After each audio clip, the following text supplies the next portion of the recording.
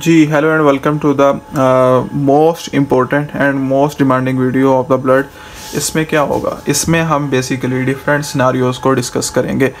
अब सिनारियोज़ में क्या होगा, हम पहले ही एनीमियाज़ को डिस्कस करेंगे कि एनीमिया के जो सिनारियो आते हैं वो किस तरह से आते हैं और उनके कीवर्ड्स क्या। अगर आपने ये कीवर्ड्स अपने दिमाग में बिठा लिए ना तो समझ लो आपके लिए कुछ मुश्किल नहीं है। अच्छा, फर्स्ट ऑफ ऑल जो सिनारियो आता है वो B12 की डेफिशिएंसी का आता है। वो क्या कहेंगे कि एक पेशेंट है जिसकी डाइट में B12 डेफिशिएंट है, या वो कहेंगे, अच्छा एक बार याद रखिएगा कि B12 की प्रेजेंस लाजमी याद रखिएगा। ये अब मुझे याद नहीं एग्जैक्टली, डाइट में जो प्रेजेंस है यानी मीट में होगा, वेजिटेबल्स में होगा। B12 और B9 का दोनों का डिफरेंस है, मेरे ख्याल में ये मीट में नहीं होता। तो वो कहेंगे, वो अगर सपोज हम कर लेते हैं कि ये मीट में है, वो कहते हैं कि वो जो एक शख्स है वो अपने खाने में मीट बहुत कम लेता है, गोश्त बहुत कम खाता है। उसकी वजह से तो कुछ दिनों बाद उसका जो है RBCs का टेस्ट किया जाता है और वो RBCs बहुत बड़े हो जाते हैं और उनका साइज़ बहुत बड़ा हो जाता है, जिसकी वजह से एक एनीमिया की कंडीशन डेवलप हो जाती है जिसे हम कहते हैं मेगालोब्लास्टिक एनीमिया। तो बताएं क्या होगा, तो उसमें बेसिकली आपको B12 होता है, ठीक है। और इसी तरह पर्नीशियस एनीमिया भी इसी से हो सकता है। ये आपकी पहली कंडीशन होगी। अच्छा, उसके बाद अब दूसरा सिनेरियो आएगा। पहला सिनेरियो क्लियर हो गया, उसके बाद दूसरा सिनेरियो आएगा, वो होगा गैस्ट्रेक्टमी का। वो कहेंगे एक पेशेंट आया है, उसने कुछ दिन पहले डाइट के लिए, या वो कहते हैं ना पतले होने के लिए, गैस्ट्रेक्टमी का ऑपरेट करवाया। अब आपको पता है गैस्ट्रिक, बल्कि आप सेकेंड में शायद पढ़ोगे, जो गैस्ट्रिक सेल्स हैं उसमें पेराइटल सेल्स आते हैं, ठीक है। अब पेराइटल सेल्स जो हैं वो बेसिकली क्या करवाते होते हैं, वो हमारे डिफरेंट इंट्रिंसिक फैक्टर और एट्सेट्रा चीज़ें रिलीज़ करवाते हैं जो हेल्प करते हैं अब्जॉर्प्शन ऑफ B12 और बाकी चीज़ों में। तो क्या कहेंगे कि वो या फिर एक ये कहते हैं कि गैस्ट्रिक अल्सर हो गया हुआ है उस बंदे को, और अल्सर होने की वजह से उसके पेराइटल सेल्स और पेराइटल सेल डैमेज हुए, जिसकी वजह से उसके डिफरेंट अब्जॉर्प्शन जो है वो नहीं होगा। मतलब कीवर्ड्स यही होंगे, घुमा फिरा के बात की जाएगी गैस्ट्रेक्टमी के इर्द गिर्द या गैस्ट्रिक सेक्रीशंस के इर्द गिर्द। तो उसमें याद रहिएगा पर्नीशियस एनीमिया आएगा। अच्छा, उसके बाद मोस्ट रेपिटेशन, और बड़ा इजी ये आता है और हम लोग गलत कर देते हैं, पता नहीं क्यों इतना वो हो जाते हैं कि एक पेशेंट है, उसका एक्सीडेंट हुआ है और एक्सीडेंट की वजह से हैमरेज हो गया, ब्रेन हैमरेज कह देंगे, ब्लड हैमरेज कह देंगे, कुछ कह देंगे, ब्लड लॉस बहुत ज़्यादा हो गया। अब ब्लड लॉस बहुत ज़्यादा हो गया है, उसकी वजह से कौन सा एनीमिया होगा। अच्छा, एक चीज़ इसमें साथ मैं आपको खुद को रिलेट करता चलूँ, यही कंडीशन दे के हमें बाज़ कंफ्यूज किया जाता है।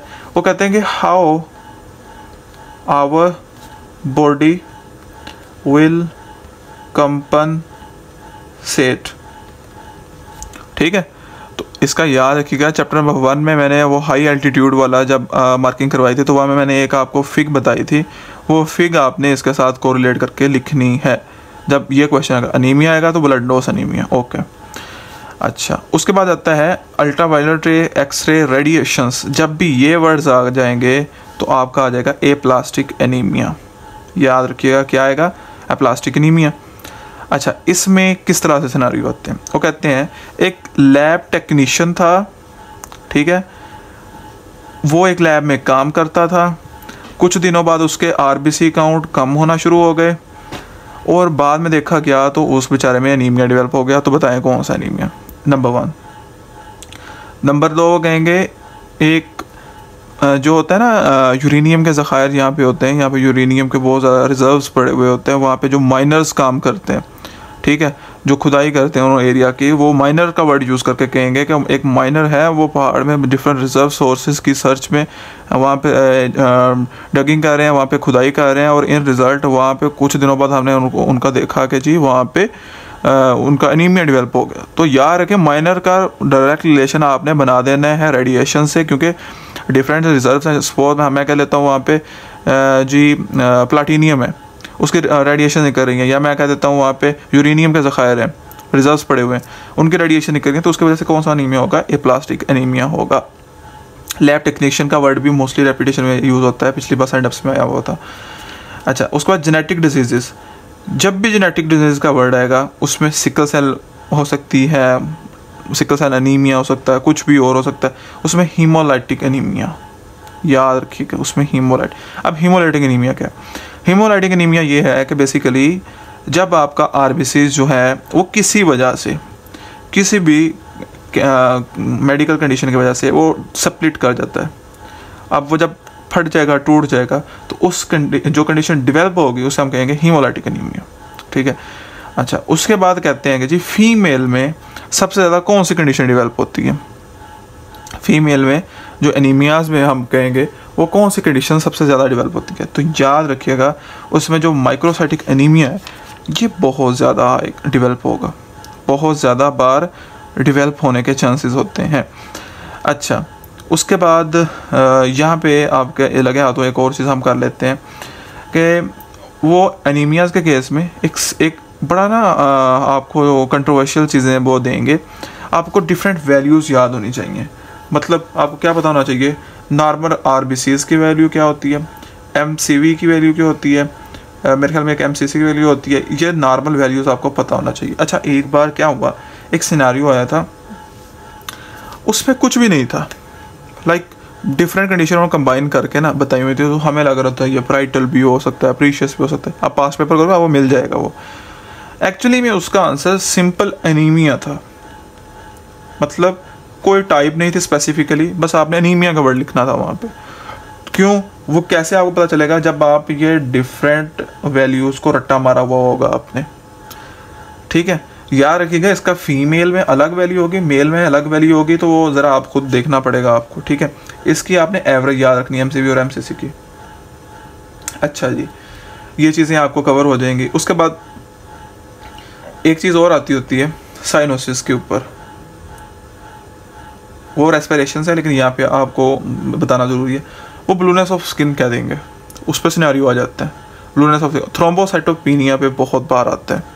ठीक है, थ्रोम्बोसाइटोपिनिया पे बहुत बार सिनेरियो आया होता है। अच्छा, उसके बाद आ जाते हैं हम ज़रा और चीज़ों की तरफ। वो है, ये मैंने लिखे हुए हैं।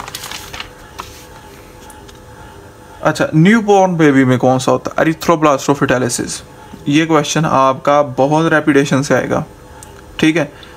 अच्छा, इसमें क्या चीज़ें वो देंगे आपको? कहेंगे जी एक चीज़ें याद रख लें, एक चीज़ आपने याद रखना है, खुदा के लिए याद रख लें। ये मैंने भी गलती की थी अपने सेटअप में, आप भी कर सकते हैं।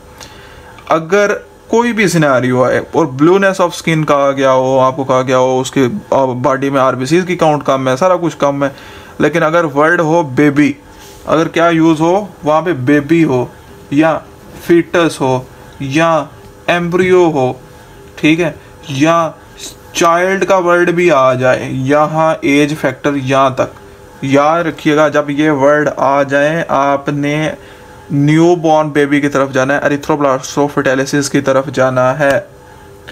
उसमें ऑक्सीजन हीमोग्लोबिन का लेवल कम दे देंगे, ऑक्सीजन का लेवल कम कह देंगे, हीमोग्लोबिन का लेवल कम कर देंगे, स्किन ब्लू हो जाएगी, कुछ भी हो जाएगा। आपने क्या कहना है? ये सारे की सारी चीज़ें क्या है? एरिथ्रोब्लास्टोफिटालिसिस की तरफ जाती हैं। ठीक है।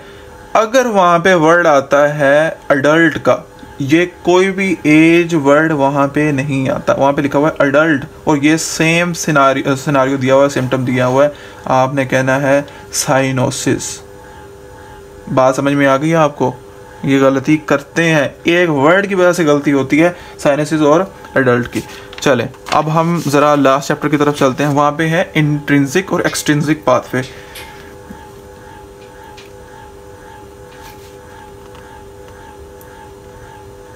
अब इंट्रिंसिक कब बात है?